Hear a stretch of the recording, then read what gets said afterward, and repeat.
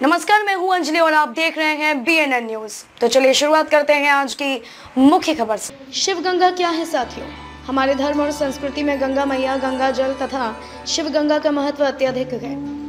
गंगा जल केवल जल न होकर इसमें अनेक विशेष गुण पाए जाते हैं। हमारी संस्कृति में यह कहावत है कि जीवन में जरूर एक बार कम से कम गंगा में नहाना चाहिए।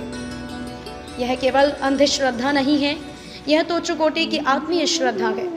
भगीरथ राजा ने बड़े प्रयत्नों से गंगा मैया को स्वर्ग से धरती पर मानव कल्याण हेतु लाए हैं, जिसको प्रत्यक्ष शिवजी ने अपनी जटाओं में स्थान दिया है। इसीलिए यह शिव गंगा बन गई। यह जीवन दायिनी है और शिव ने हिमालय में गंगा मैया को धारण किया है, इसीलिए इसको शिव गंगा कहते हैं। यह केवल नदी या नदी का जल नहीं है, अपितु यह मां स्वरूप है, हमारी मैया है।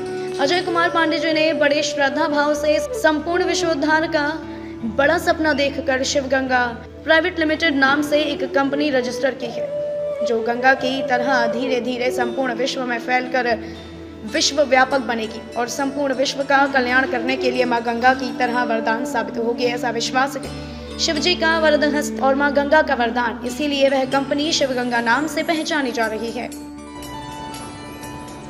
अजय कुमार पांडे जी ने बड़े श्रद्धा भाव से संपूर्ण विश्वोद्धार का बड़ा सपना देखकर शिवगंगा प्राइवेट लिमिटेड नाम से एक कंपनी रजिस्टर किया है, जो गंगा की तरह धीरे धीरे संपूर्ण विश्व में फैलकर विश्व व्यापक बनेगी और संपूर्ण विश्व का कल्याण करने के लिए माँ गंगा की तरह वरदान साबित होगी, ऐसा विश्वास है। शिव जी का वरदहस्त और माँ गंगा का वरदान, इसलिए यह कंपनी शिव गंगा नाम से पहचानी जा रही है।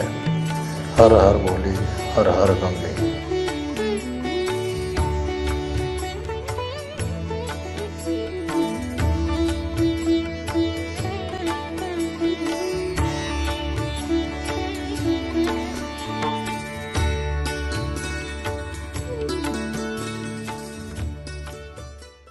गंगा, जिसे बहुत ही पवित्र नदी माना जाता है, कहा जाता है मात्र गंगा स्नान से हमारे सारे पाप धुल जाते हैं।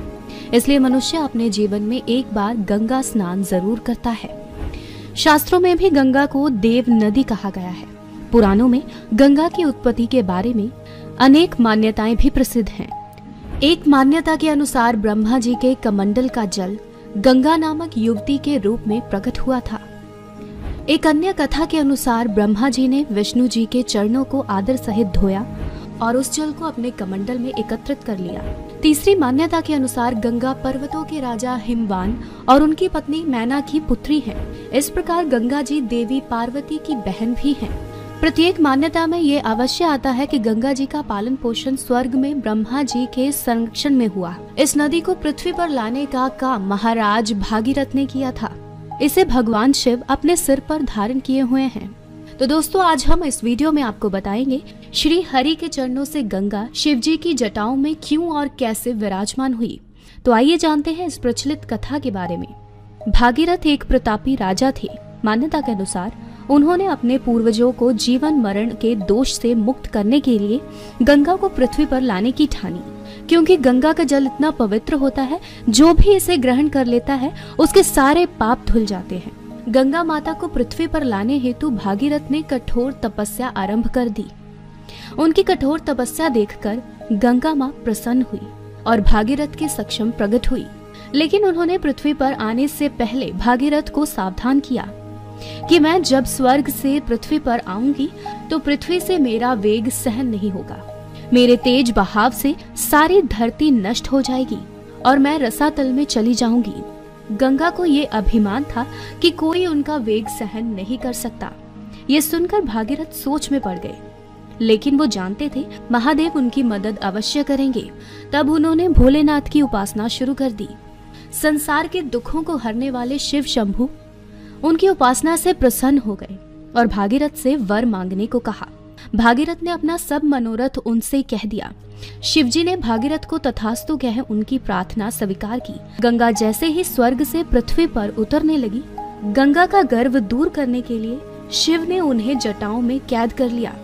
वह छटपटाने लगी और शिव से माफी मांगी। तब शिव ने उन्हें जटा से एक छोटे से पोखर में छोड़ दिया, जहां से गंगा 7 धाराओं में प्रवाहित हुई। खबरों में अब तक के लिए बस इतना ही। मिलते हैं फिर ऐसी ही किसी बड़ी खबर के साथ। तब तक के लिए नमस्कार और देखते रहिए BNN न्यूज।